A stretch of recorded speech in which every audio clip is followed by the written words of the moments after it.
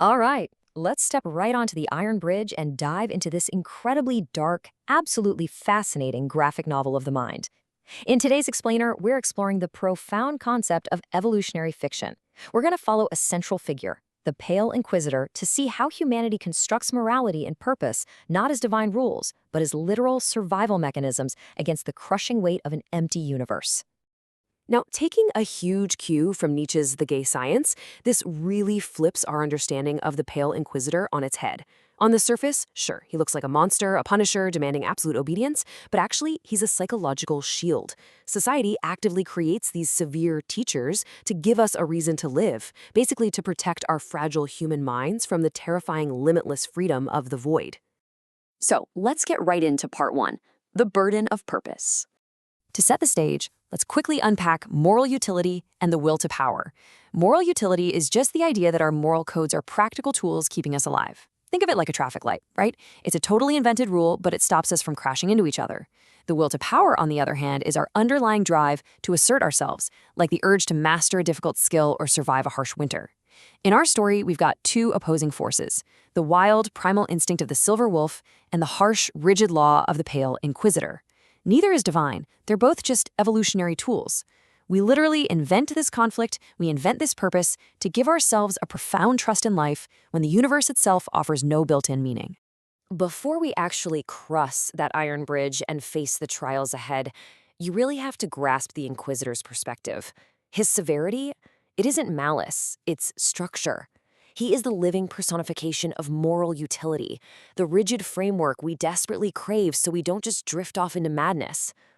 Moving on to section 2, the parable of the lead ledger. Picture this scene. The Pale Inquisitor is blocking your path, clutching this massive book with pages made of heavy, solid lead. And for every single step the traveler takes, he reads these debts out loud. A moment of cowardice you thought was long gone, a broken vow from your youth, some hidden cruelty. Hearing this, the traveler just breaks down weeping, completely convinced they've sinned against the heavens and are basically doomed to fall. But then, the Black Knight steps up to the bridge. He reaches out with an armored gauntlet and just crushes that lead ledger into fine dust. He tells the traveler, hey, these so-called sins are not divine truths. They aren't debts you owe to a deity. They're an evolutionary anchor. They are the heavy shoes you absolutely need to walk the impossibly thin wire of civilization.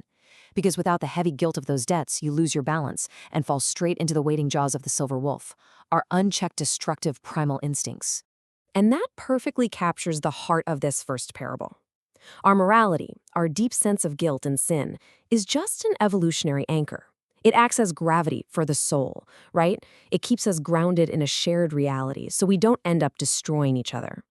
Which brings us to section 3, the parable of the divine scourge. Okay, so here the traveler witnesses a really brutal scene. The Inquisitor has his lash raised, striking the primal silver wolf over and over until its fur is just matted red. He's screaming, I punish the beast to save the man. He's desperately seeking this impossible purity of total erasure, trying to literally beat instinct out of the human soul. But the crazy thing is, the more he strikes, the more the wolf's wild hunger morphs into this cold, hyper-focused hatred. Suddenly, the Black Knight intervenes again, and he absorbs both the Inquisitor and the wolf into his shadow. And in that synthesis, everything changes. The brutal lash of the Inquisitor turns into a rein. The wild hunger of the wolf becomes a directed drive. You realize right then, the Inquisitor was never actually meant to kill the beast. He was just there to provide the necessary friction. So the profound takeaway from the second parable is this: that agonizing internal suffering you feel, that absolute war between your desires and your conscience, it's not a failure of your character. It's actually the very forge of your will to power. It is the mechanism that takes mindless, chaotic instinct and hammers it into a sovereign, sharply directed purpose. Now for section 4, the parable of the frozen throne.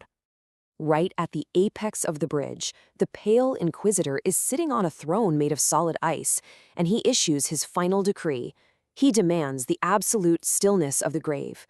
To pass safely, he says, you have to become completely empty, abandon all desire, all ego, all drive, just to appease the silent gods waiting in the afterlife. It's the ultimate ascetic demand, a total rejection of life. Essentially, to win the game, you have to stop playing it altogether. But the moment the traveler touches the Black Knight shadow, that frozen throne completely shatters. The knight isn't offering peace, he's offering a burden.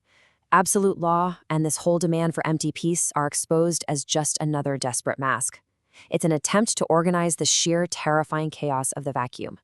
Beneath it all, it's really just the will to power, trying to exert some kind of control over the vast unknown.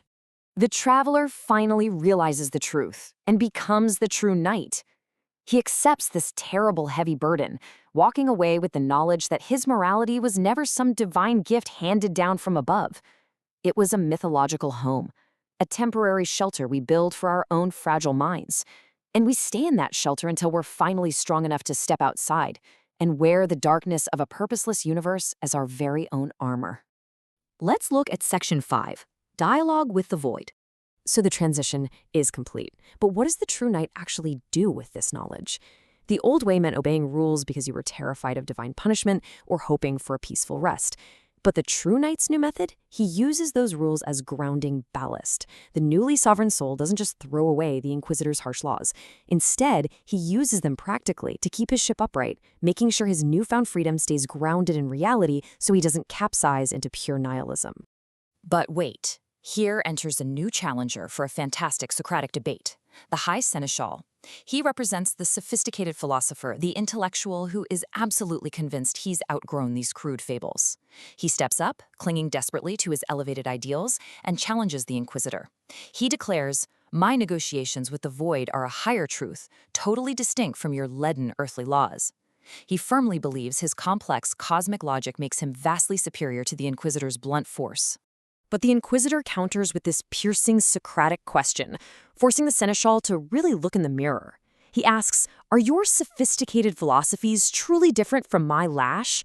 Or are your elegant theories just another survival tool? A story you literally tell yourself so you don't break down screaming in the dark?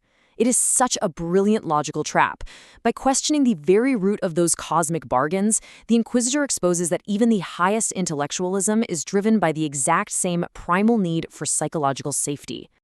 Faced with that bulletproof logic, the High Seneschal is totally silenced and concedes the point. And that brings us to the grand realization of our explainer today. Whether you are the brutal Inquisitor, the wild wolf, or the hyper-sophisticated Seneschal, every single rule you make, every philosophy you draft, and every higher power you invoke is just a beautiful, incredibly necessary fiction keeping the human species alive and moving forward. I want to leave you with this final provocative thought to ponder as you step off the Iron Bridge. If you strip away the divine, if you truly realize that the walls of your moral home were built by your own hands just to keep out the cold, well, what fictions are you choosing to believe in today? Are they serving you? Are they keeping you grounded?